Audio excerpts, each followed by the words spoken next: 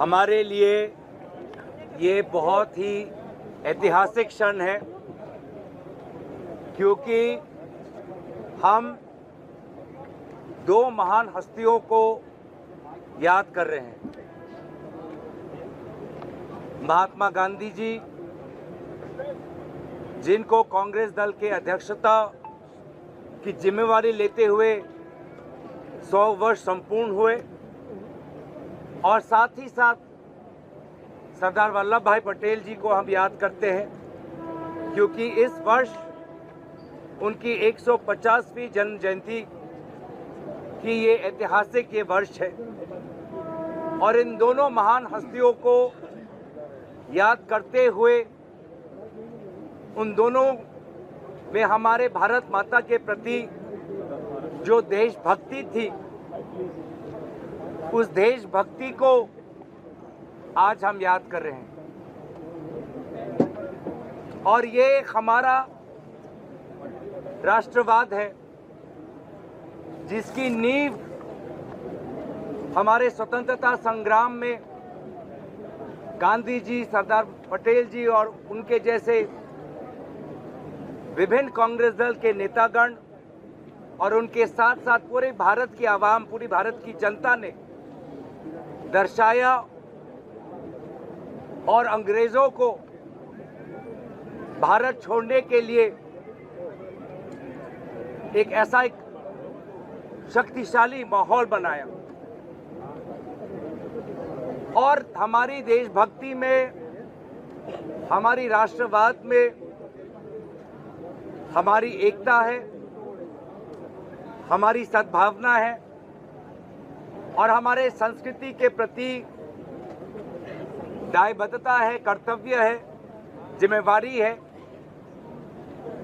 और संविधान की संरक्षण आज हमारे लिए सबसे वो मूल कर्तव्य है आज के इस वर्तमान माहौल में। और इसीलिए गुजरात के इस पावन भूमि पर आकर हम गुजरात के लोगों के प्रति अपनी श्रद्धा व्यक्त करते हैं। ये गुजरात देशभक्ति की भूमि है, पवित्र सोमनाथ मंदिर की ये भूमि है। इस गुजरात के लोगों में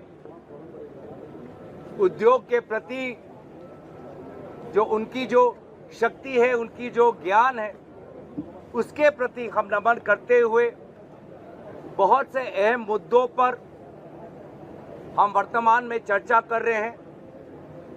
और जिस प्रकार से हम देख रहे हैं कि अमेरिका ने जो हमारे भारत के एक्सपोर्ट पर जो टैरिफ्स लगाए हैं, वो पूरे देश के साथ साथ गुजरात के भी बहुत से महत्वपूर्ण उद्योग पर एक नकारात्मक प्रभाव फैलाएगा। और उसको लेकर हम तो अपना चिंता व्यक्त कर रहे हैं। उसको लेकर हम चाहते हैं कि भारत सरकार हमारे राष्ट्र के उद्योग के लिए और मजबूती से अमेरिका के सरकार के साथ संवाद करे, लेकिन चुप्पी के बजाय हमें कुछ नहीं दिखता।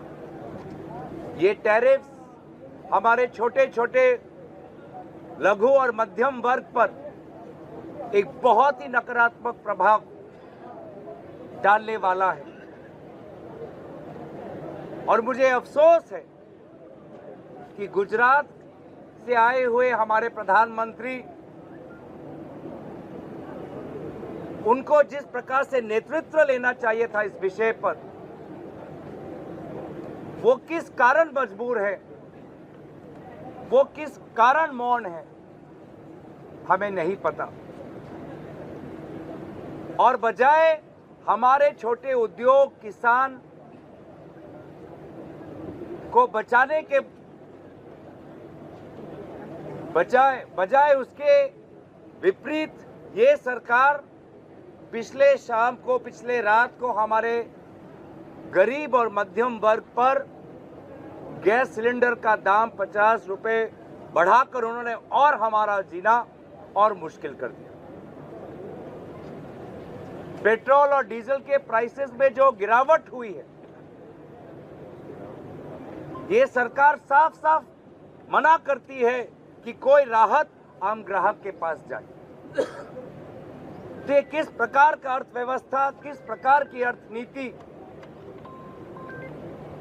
जहां पर वर्तमान में एक के बाद एक चुनौतियां और बढ़ रही है। हमारे किसान, हमारे कोऑपरेटिव, हमारे छोटे मध्यम वर्ग पर, हमारे केमिकल्स, हमारे टेक्सटाइल्स, हमारे लेदर, हमारे ऑटोमोबाइल क्षेत्र पर, तो इन विभिन्न बातों पर कांग्रेस पार्टी ने एक बहुत गंभीर राय ली हुई है। आज भी कुछ दिन पहले बांग्लादेश के सरकार के इंटरिम केयरटेकर मोहम्मद यूनुस साहब के साथ मिलने के बाद भी आज भी बांग्लादेश में अल्पसंख्यकों की जो उनको एक सुरक्षा मिलनी चाहिए, वो ना मिलने के कारण हम बहुत चिंतित हैं। और जो सरकार जो अपने आप को विश्वगुरु और जो सरकार कहती है कि प्रधानमंत्री के कारण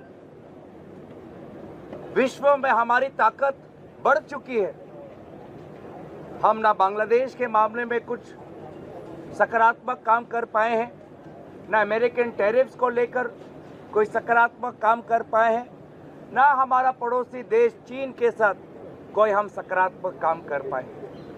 तो बहुत से अहम मुद्दों पर हमारी बात हो रही है और मुझे पूरा विश्वास है कि इस ऐतिहासिक कांग्रेस वर्किंग कमेटी से अहमदाबाद से आने वाले समय के लिए एक नया दृष्टिकोण, एक नई आर्थिक परिकल्पना, एक नई सामाजिक सोच, एक नई सांस्कृतिक ढांचा और लोगों में एक नई उम्मीद और जोश उजागर करे। धन्यवाद।